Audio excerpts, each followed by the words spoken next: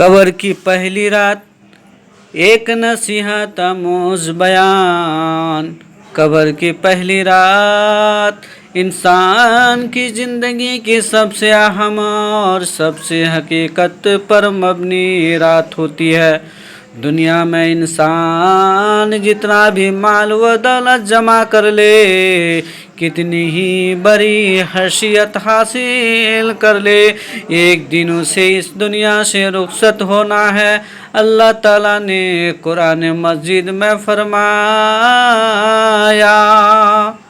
ہر جان کو موت کا مزہ چکھنا ہے۔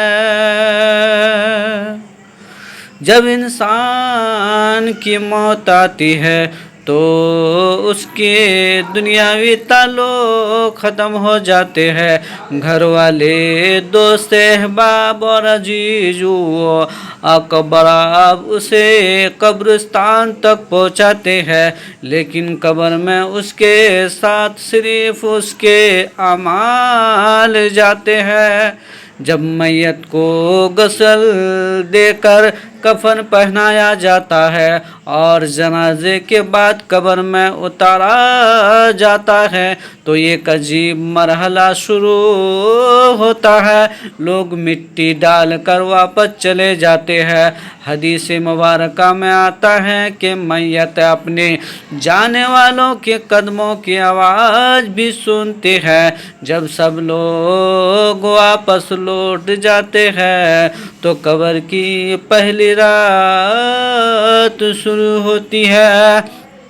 یہ رات دنیا کی راتوں سے بالکل مختلف ہوتی ہے۔ قبر میں نہ بجلی ہوتی ہے، نہ گھر، نہ بستر اور نہ کوئی ساتھی۔ وہاں صرف انسان اور اس کے اعمال ہوتے ہیں۔ اگر انسان نے نیک اعمال کیے ہو، نماز کی پابندی کی ہو، قرآن کی تلاوت کی ہو، والدین کی خدمت کی ہو اور اللہ تعالیٰ کے اطاعت میں زندگی گزاری ہو تو قبر اس کے لیے جنت کے باغوں میں سے ایک باغ بن جاتی ہے۔ حدیث شریف میں بیان ہوا ہے کہ نیک بندے کے پاس خوبصورت چہرے والا ایک شخص آتا ہے، وہ اسے خوشخبری دیتا ہے کہ تمہارے لیے اللہ کی رحمت اور جنت کی نعمتیں ہیں۔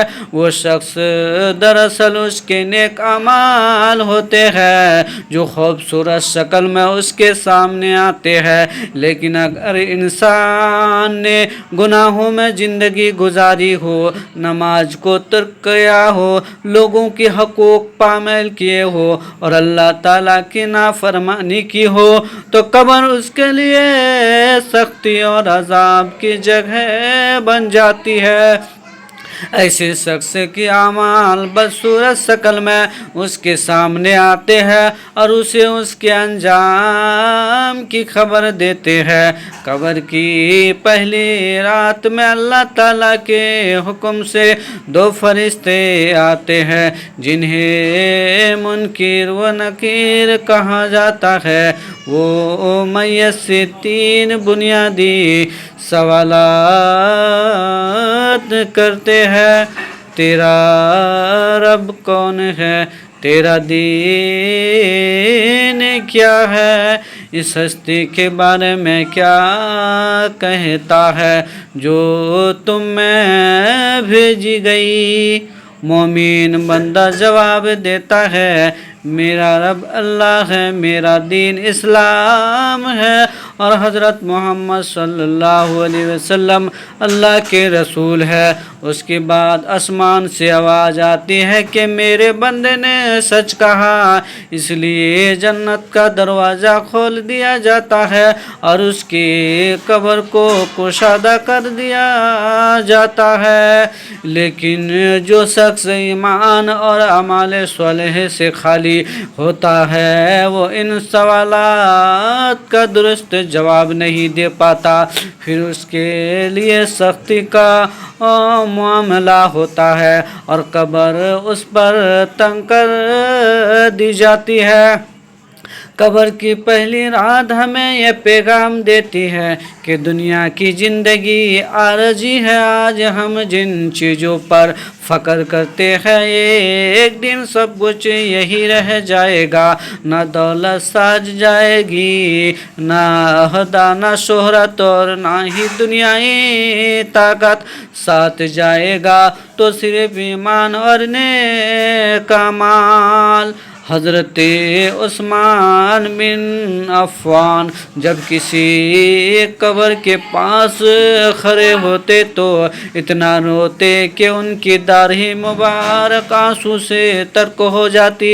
لوگوں نے پوچھا کہ جنت اور جہنم کا ذکر سن کر آپ اتنا نہیں روتے جتنا قبر کو دیکھ کر روتے ہیں.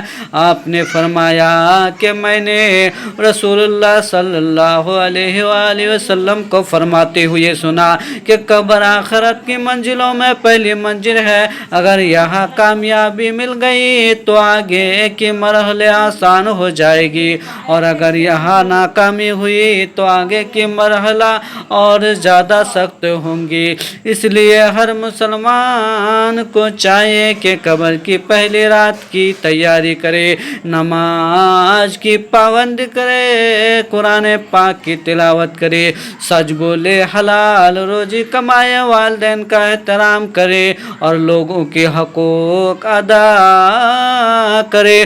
توبہ اور استغفار کو اپنی زندگی کا حصہ بنائے، کیونکہ اللہ تعالیٰ توبہ کرنے والوں کو پسند فرماتا ہے. آج ہم زندہ ہیں، ہمارے پاس اعمال کا موقع موجود ہے، لیکن موت کا وقت کسی کو معلوم نہیں. ممکن ہے جو دن ہم گزار رہے ہیں وہ ہمارے زندگی کا آخری دن ہو. اس لیے ہمیں ہر وقت اللہ تعالیٰ کی رضا حاصل کرنے کی کوشش کرنی چاہیے.